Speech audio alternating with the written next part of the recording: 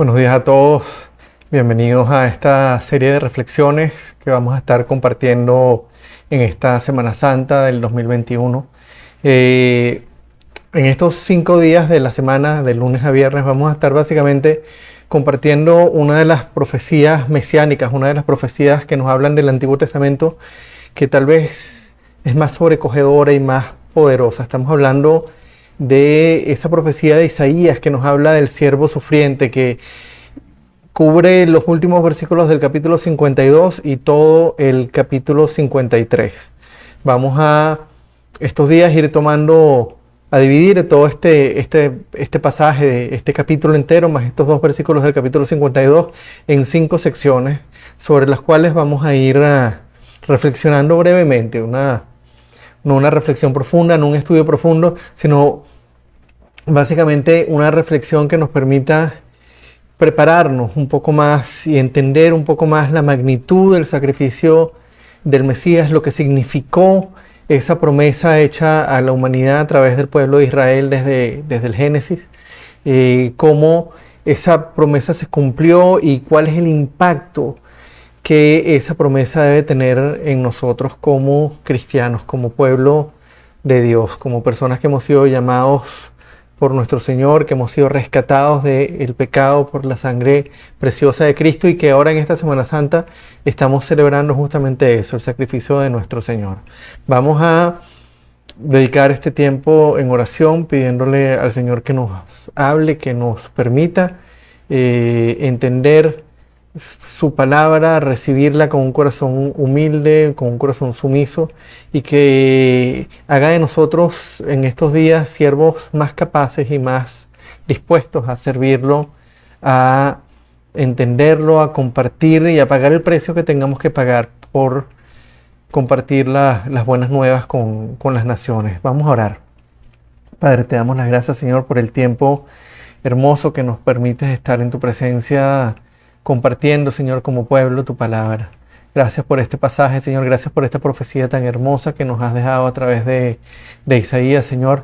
Te pedimos que nos prepares, Señor, que prepares nuestra mente, nuestros corazones, nuestros ojos, nuestros oídos, para que podamos recibir tu palabra, Señor, con una actitud sumisa y humilde, Señor. Que nos ayudes, Padre, en estos días que vamos a estar estudiando este pasaje tan importante de Isaías, para entender más profundamente las dimensiones del ministerio de Jesús, Señor, cómo ese ministerio estuvo enraizado y prometido desde el Antiguo Testamento, cómo fue un ministerio, Señor, que si bien fue prometido a través del pueblo de Israel, tuvo impacto, Señor, en absolutamente todas las naciones, y cómo ese ministerio de Jesús fue totalmente diferente, Señor, a lo que como humanos esperaríamos. Y cómo, a pesar, Padre, de que es un ministerio diferente, Señor, que para nosotros o desde el punto de vista humano pudiera parecer todo un fracaso por la manera en que Cristo fue a la cruz, todo lo contrario, Señor, fue el triunfo definitivo sobre el problema más grande de la humanidad, que es el pecado. Te damos, Señor, las gracias y ponemos este tiempo delante de ti pidiéndote que nos hables, Señor. Te damos el honor y la gloria, Padre, en el nombre de Cristo. Amén. Ok, hoy vamos a comenzar con la primera porción de esta profecía mesiánica.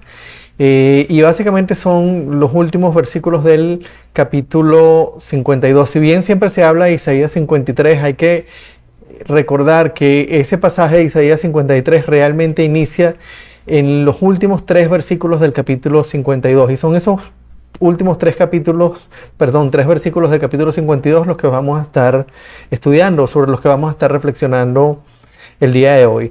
Permítanme comenzar leyendo el texto completo. Isaías capítulo 52, versículos 13 al 15. Dicen así: miren, mi siervo triunfará, será exaltado, levantado y muy enaltecido. Muchos se asombraron de él, pues tenía desfigurado el semblante. Nada de humano tenía su aspecto. Del mismo modo, muchas naciones se asombrarán y en su presencia enmudecerán los reyes, porque verán lo que no se les había anunciado y entenderán lo que no habían oído.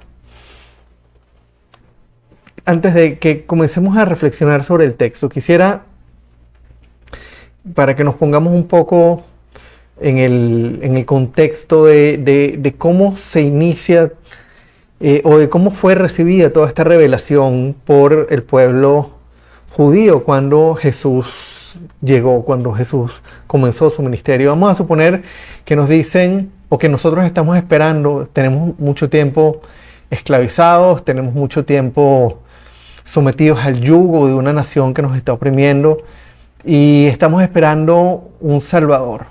Estamos esperando que venga un liberador que nos viene a rescatar, que nos viene a liberar del yugo que nos tiene oprimidos. Y esta persona, finalmente, después de que tenemos años y años esperándolo, esta persona llega y comienza a mover las masas y comienza a atraer a las personas hacia sí, y cuando vemos que ya hay una masa crítica enorme de personas siguiéndolos y cuando pensamos que ya finalmente va a dar el golpe definitivo para derrocar a la nación que nos tiene oprimidos, lo que sucede es que en lugar de él derrocar a la nación, esta nación aliada con algunos miembros de nuestra propia nación lo llevan a la cárcel, lo encarcelan y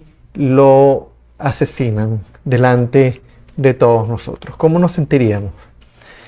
¿Cómo sería ese el tipo de Salvador que nosotros estaríamos esperando? ¿Sería ese el plan que nosotros hubiésemos esperado que se llevara a cabo? Definitivamente no. Y lo primero que vamos a ver, o lo primero que vemos en esta porción de esta profecía mesiánica, es una declaración que nos asegura y que nos da el aliento y que le da el aliento al pueblo de Israel de que a pesar de que el Mesías sería una persona muy diferente, un Salvador muy diferente al que ellos estaban esperando, eso que a la luz o visto con el cristal del ser humano parecería toda una derrota,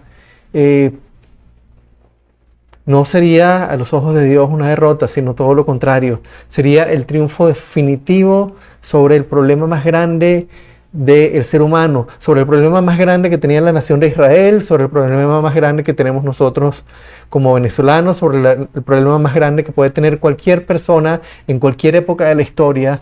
Y no se trata de ser oprimidos por una nación extranjera. De lo que hablamos, el problema que aquejaba a Israel y el problema que aqueja al ser humano no era en el caso de los israelitas el gobierno romano, no era el imperio romano que los tenía subyugados. El problema que el ser humano tiene no es una enfermedad, no es la opresión, no es la esclavitud o el yugo sobre que algún ente externo pueda estar ejerciendo o imponiendo sobre él. El problema del ser humano es el pecado, es la condenación. Y el texto comienza en el versículo 13 diciendo: miren, mi siervo triunfará, será exaltado, levantado y muy enaltecido. Solo imagínense lo que debieron sentir los seguidores de Jesús cuando, habiéndolo seguido por una cantidad enorme, siendo seguido por una cantidad enorme de personas, 3 años siguiéndolo con una expectativa que venía de muchísimas generaciones atrás, y de pronto finalmente vemos que todo va encajando y tenemos al Mesías delante y por fin se cumplió la profecía, y de pronto, en lugar de entrar a Jerusalén y derrocar al gobierno romano, derrocar al imperio romano, él va derecho al templo, derriba las mesas de los cambistas, expulsa a todos los mercaderes, les dice de manera irada que ellos han convertido la casa del Señor en un templo, en una cueva de ladrones, y a partir de ese momento empieza la persecución final. Aquellos que lo aclamaron ese día 3 o 4 días después estarían clamando delante de Pilato: ¡crucifíquenlo! Y en cuestión de unos días, la expectativa que aquellos hombres tenían de que iban a ser liberados de la opresión del gobierno del Imperio Romano se desmorona cuando ven a su Mesías clavado en una cruz, desangrándose, con una corona de espinas que le perforaba la piel hasta el hueso, habiendo sido azotado, con su carne ensangrentada, con su piel absolutamente desgarrada, clavado en una cruz, con sus manos y sus pies perforados, con el costado perforado, exhalando su último aliento y diciendo: consumado es. Imagínense cómo pudieron ellos sentirse cuando vieron ese cuerpo bajar de la cruz y ser sepultado. Con eso en mente, con eso que frente a los hombres pudiera parecer la derrota más grande de todas, vamos a volver a leer este texto. Miren, mi siervo triunfará, será exaltado, levantado y muy enaltecido. Tenemos que entender una cosa: la cruz, el sufrimiento, el sacrificio de nuestro Señor en la cruz no fue un accidente, no fue algo llevado a cabo por la crueldad del Sanedrín de los judíos y el gobierno romano. No fue algo orquestado y planificado por los hombres. Estaba planificado desde el principio por el Padre. Jesucristo se había ofrecido voluntariamente desde antes de la creación del mundo para ir a la cruz, pero la cruz no era el final. Miren, mi siervo triunfará, será exaltado, levantado y muy enaltecido. Ahora, es interesante que quien estaba esperando al Mesías era el pueblo de Israel, a quien se había prometido, a quien se había hecho la promesa del Salvador, del Mesías, era el pueblo de Israel. El pueblo de Israel había sido elegido para ser primero los receptores de la revelación, pero no solamente los receptores, sino para ser el pueblo del que nacería el Mesías. A lo largo de todo el Antiguo Testamento se fue anunciando esas características que iba a tener el Mesías, de dónde iba, de qué familia, primero de qué grupo étnico iban a ser, después de qué familia, de la familia de Set, después eso se va cada vez refinando a la familia de David y se va refinando y refinando y refinando, y no solo nos dice de qué familia, sino que además nos dice las características que ese siervo, que ese Mesías tendría, lo que vendría a ser, que no vendría como un rey, sino como un siervo sufriente. Nos dice en muchísimos pasajes, nos va presentando los distintos digamos que los distintos aspectos o las distintas facetas que tendría el ministerio del Mesías. Lo interesante es que a quienes les fue entregada la promesa, a quienes se les dio la promesa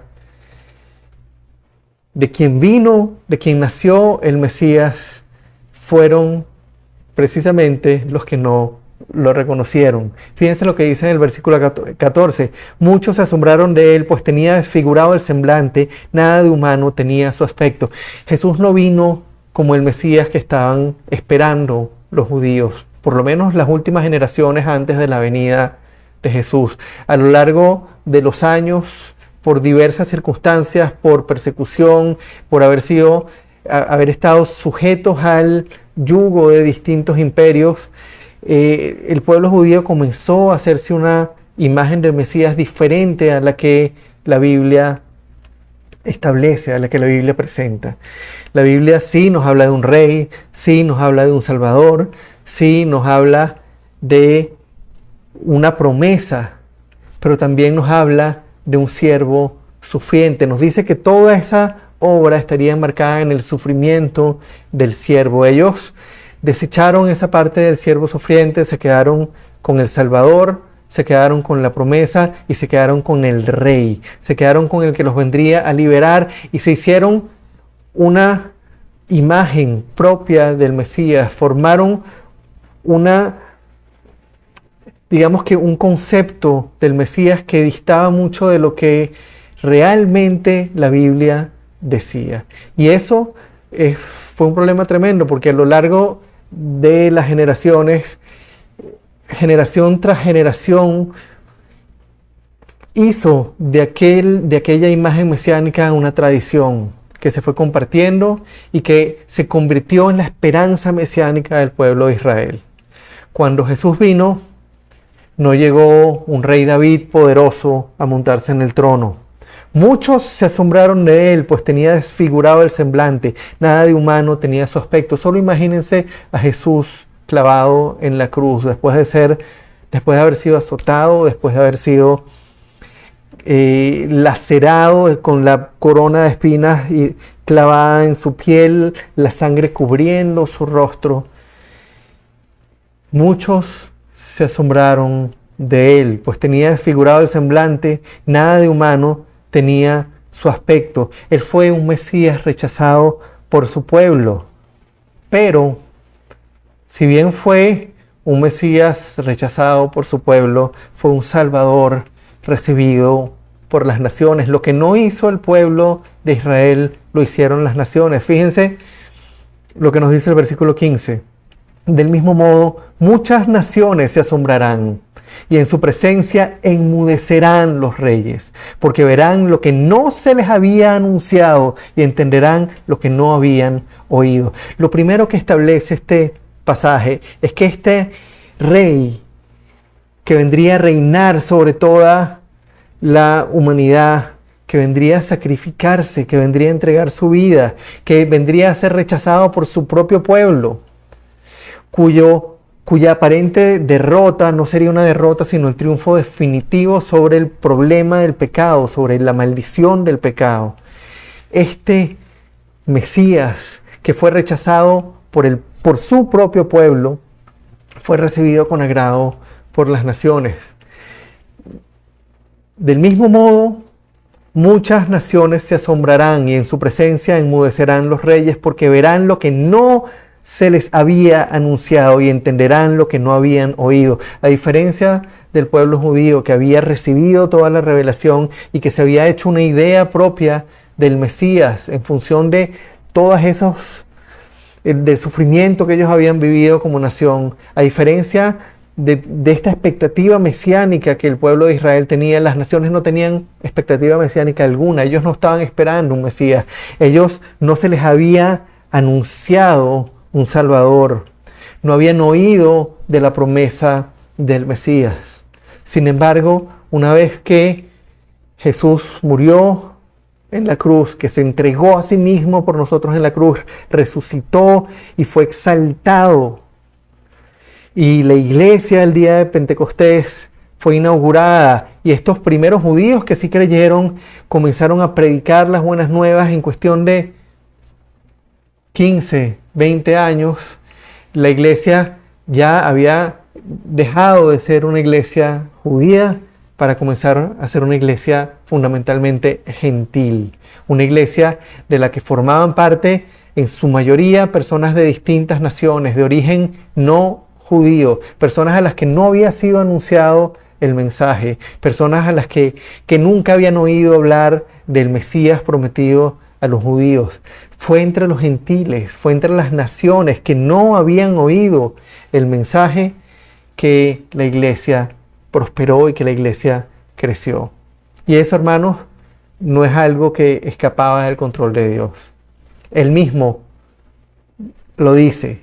Muchos se asombraron de él, pues tenía desfigurado el semblante y nada de humano tenía su aspecto. Del mismo modo, en cambio, muchas naciones se asombrarán y en su presencia enmudecerán los reyes, porque verán lo que no se les había anunciado y entenderán lo que no habían oído. Entenderán lo que no habían oído. Lo interesante de todo esto, hermanos, es que todavía nos falta por ver. Nosotros hemos visto el cumplimiento de esta profecía solo en parte. Nosotros ya vimos el ministerio de Jesús en la tierra, nosotros ya sabemos cómo Él se entregó a sí mismo, cómo fue humillado, cómo fue traspasado en la cruz, cómo murió y cómo fue sepultado, pero también sabemos cómo resucitó y cómo fue glorificado y cómo hoy en día está sentado en el trono. Y estamos en ese tiempo en que comenzó el reloj a contar desde esa primera venida, en que vino a salvar, y seguimos esperando la consumación final del reino, cuando Jesús venga de nuevo, y ahí sí, en su presencia enmudecerán los reyes. Ya no solo su pueblo que lo hemos aceptado, ya no solo personas de todas las naciones, ya toda rodilla se doblará delante de Él, delante de su presencia enmudecerán los reyes. Amados, el tema con el que comienza esta profecía es tremendo y nos debe llamar a una reflexión profunda. Si bien el Mesías fue prometido a través de los judíos, si bien el Mesías fue revelado a través del pueblo judío, el propósito inicial y definitivo de Dios con el Mesías no era llamar solamente a este pueblo. El pueblo de Dios está formado por personas de toda nacionalidad. El Mesías vino a salvar a personas de todas las naciones. Todos los que hemos escuchado el mensaje, todos los que hemos recibido el mensaje, hemos sido adoptados como hijos suyos. Se nos ha dado una nueva nacionalidad. Hemos dejado de ser ciudadanos de este mundo para convertirnos en ciudadanos del reino de los cielos. Y estamos esperando la consumación de ese reino. Sabemos que llegará el momento en que los reyes enmudecerán y en que todo el mundo verá lo que no se le había anunciado, y todos entenderán lo que no habían oído, porque lo verán definitivamente viniendo en poder a juzgar y a acabar con la maldad de manera definitiva, a juzgar a todo el que no ha recibido y a llevar con él a todo el que lo ha recibido, a juzgar la maldad y a condenar de manera definitiva a unos y a dar vida eterna a otros. Amados, vamos a comenzar esta semana reflexionando sobre la magnitud de la promesa, el impacto de esa promesa y la responsabilidad que coloca sobre nosotros como cristianos. Nosotros formamos parte de las naciones, nosotros que hemos recibido el Evangelio, no siendo judíos, que hemos pasado a formar parte de su cuerpo, de su iglesia, tenemos una responsabilidad, y es la de glorificar el nombre de Dios entre las naciones. A nosotros se nos ha dado la comisión de ir a cada pueblo a compartir el mensaje, a comunicar las buenas nuevas de salvación. Y hermanos, si queremos que eso se haga a través de nosotros, no solo necesitamos una disposición a hacerlo, sino necesitamos la disposición de comunicar el mensaje como Él nos lo ha comunicado. Los invito a que esta semana que vamos a estar reflexionando sobre este pasaje, empecemos a pensar, nos tomemos el tiempo de reflexionar sobre la verdadera identidad del Mesías. ¿Quién es Jesús? ¿Para qué vino? ¿Por qué era necesario que viniera? ¿Por qué estaríamos absolutamente perdidos sin Él? Y que nos vayamos preparando, hermanos, cada día para poder comunicar este mensaje tan crucial, este mensaje que es el único mensaje que puede sacar a la gente de una condenación eterna y llevarlos a la vida, y de comunicarlo de la manera correcta, respetando en su totalidad la persona de Cristo, y no haciendo y no comunicando un falso Mesías, un Mesías chiquito que vino a hacer algo diferente, que vino a darnos una vida abundante o una vida sabrosa aquí en la tierra, sino un Mesías que vino a acabar con el problema más grande que nosotros tenemos, que es el pecado que nos separa de Dios y que nos hace merecedores de una condenación eterna. Vamos a orar. Padre, gracias, Señor, porque esta semana estamos celebrando el milagro más grande de la historia, Señor, que es el hecho de que tú te hayas hecho hombre, que te hayas despojado, Señor, de tu majestad para hacerte un ser humano, para someterte al sufrimiento, para tomar la naturaleza de un siervo y venir, Señor, no a ser servido, sino a servir y a entregar tu vida en rescate de muchos. Padre, te damos el honor, te damos la gloria y te pedimos que esta semana nos permita, Señor, día a día ir creciendo en el conocimiento de tu persona, en el conocimiento de tu evangelio, en una comprensión profunda de cuál es el mensaje que debemos comunicar. Que no nos quedemos, Señor, con una comprensión superficial del evangelio, de un evangelio que nos salva, de un evangelio diferente que no es el evangelio, sino del verdadero evangelio que es el que tiene poder para salvación. El evangelio que toma el pecado del hombre, lo confronta y lo perdona en la cruz a través de la sangre de Cristo. Te damos el honor, te damos la gloria, te damos las gracias y te pedimos, Señor, que nos acompañes de la mano y que nos lleves de la mano esta semana mientras crecemos, Señor, en nuestra relación contigo, mientras profundizamos en nuestra relación contigo y mientras nos preparamos, Señor, para ser esos siervos que tú quieres que nosotros seamos. Te damos el honor y la gloria por siempre, Padre, en el nombre de Cristo. Amén y amén.